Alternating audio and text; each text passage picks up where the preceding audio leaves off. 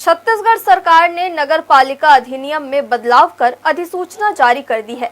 अब छत्तीसगढ़ में महापौर चुनाव प्रत्यक्ष प्रणाली से होंगे। यह फैसला राज्य सरकार की पिछली कैबिनेट बैठक में लिया गया था।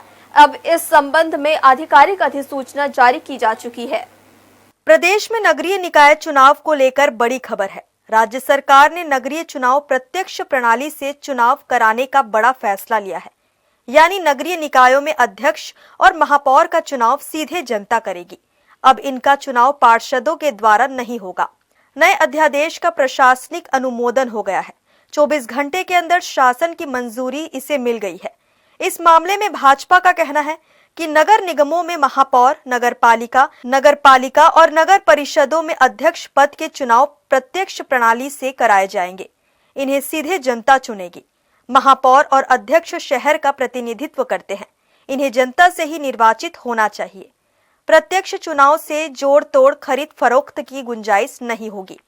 निष्पक्षता के साथ जनता को अपना महापौर, अध्यक्ष चुनने का अवसर मिलेगा। वहीं कांग्रेस का कहना है कि पार्टी द्वारा चुनाव की तैयारी हो रही है।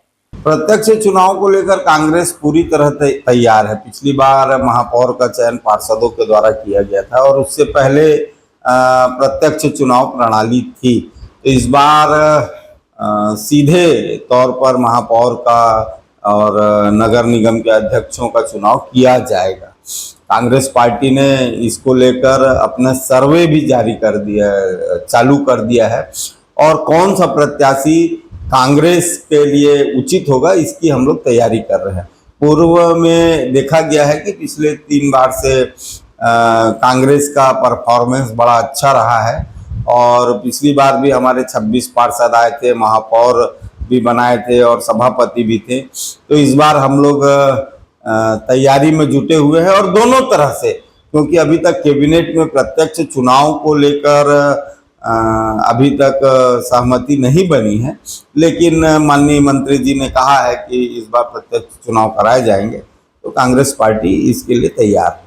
भारतीय जनता पार्टी की विष्णुदेव की सरकार ने अभी एक अधिसूचना जारी कर यह निर्णय लिया है कि अभी के जो नगरीय निकाय के चुनाव होंगे वो प्रत्यक्ष रूप से होंगे, कि जनता को डायरेक्ट अपना महापौर चुनने का अधिकार मिलेगा।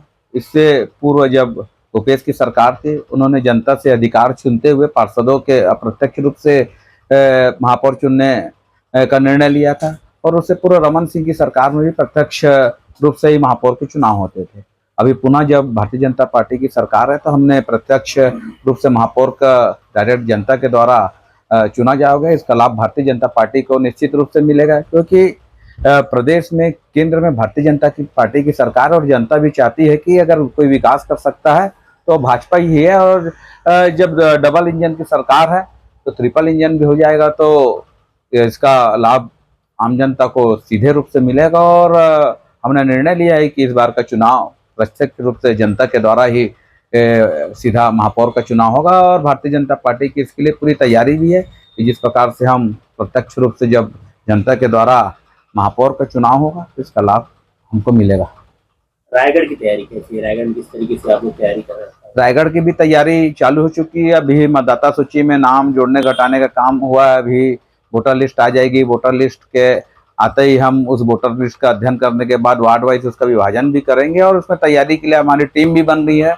उस टीम के माध्यम से भारतीय जनता पार्टी पूरी अपनी जो चुनावी तैयारी रहती है बूथ लेवल तक, ग्राउंड लेवल तक, उसकी तैयारी भारतीय जनता पार्टी उसमें लग चुकी है।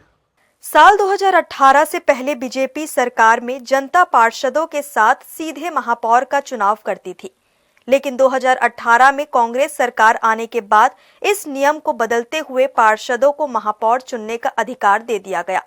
अब सत्ता परिवर्तन के बाद भाजपा सरकार ने फिर नगर पालिका अधिनियम में संशोधन किया है। इस नियम के तहत अब जनता सीधे महापौर का चुनाव करेगी। इस बदलाव से नगरीय निकाय चुनाव के तरीके में बड़ा बदलाव होने की संभावना है। हर्ष न्यूज के लिए संतोष साव की रिपोर्ट।